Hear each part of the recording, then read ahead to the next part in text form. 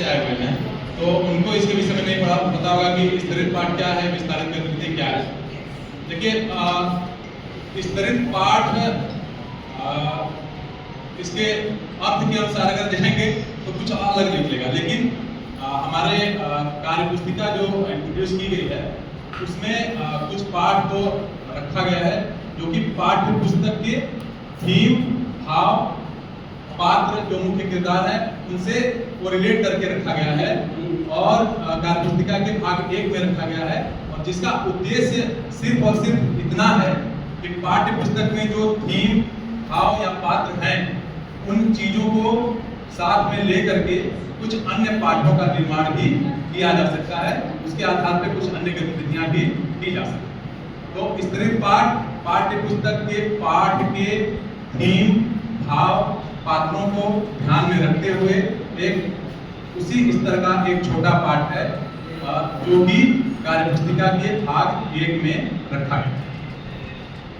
अब स्तरित पाठ में देखिए दूसरा क्वेश्चन ये है कि स्तरित पाठ को जब हम इम्प्लीफाई करेंगे तो इम्प्लीमेंट करेंगे तो समझ के साथ पठन के लिए कौन कौन सी रणनीतियां उसमें हम अपनाएंगे, ठीक है।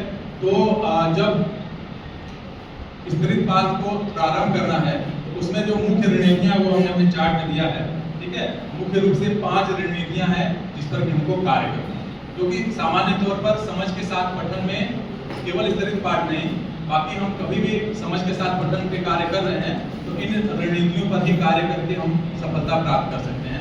उसमें सबसे पहला है अनुमान लगाना।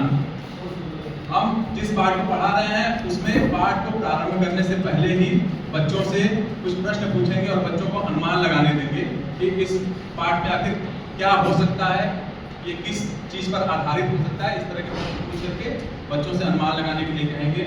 दूसरा है पूर्व ज्ञान से जुड़ाव। बच्चों का जो पूर्व ज्ञान है उससे कहेंगे कि ये अगर ऐसा है तो क्यों है, तो इस तरह से बच्चों से पूछेंगे इस तरह के प्रश्न। तीसरा सार संकलन है, जब हम पाठ को पढ़ा लेंगे या अपनी बात को बता लेंगे तो बच्चों से उसके सार को संकलित करने के लिए अपनी भाषा में बताने के लिए कह सकते हैं। तीसरा है शिक्षक द्वारा प्रश्न पूछना। ये सतत प्रक्रिया है, जब तक हम अपने बात को बच्चों तक प्रस्तुत कर रहे हैं बीच बीच में प्रश्न पूछ करके बच्चों को उसमें सक्रियता बच्चों की बनाए रखेंगे, बच्चों को सहभागी बनाएंगे। और 5वां है पाठ का चित्रीय संयोजन। अगर पाठ में प्रायः देखा गया कि जो लोअर क्लास होते हैं उसमें चित्रीय संयोजन की बहुत आवश्यकता होती है, बच्चे एब्स्ट्रैक्ट थिंकिंग तक नहीं पहुंचते हैं, तो जो चित्र बीच बीच में है उनका कोरिलेशन हम पाठ से करते जाएंगे, चित्र जो बने हुए हैं उनको संरेखित करते जाएंगे अपने पाठ से, और बच्चों को उसको ज़्यादा अच्छे ढंग से विजुअलाइज करने के लिए प्रस्तुत करेंगे। तो ये मुख्य चीज़ें थी, और इसमें कुछ और जोड़ने के लिए मैं प्रीत भैया को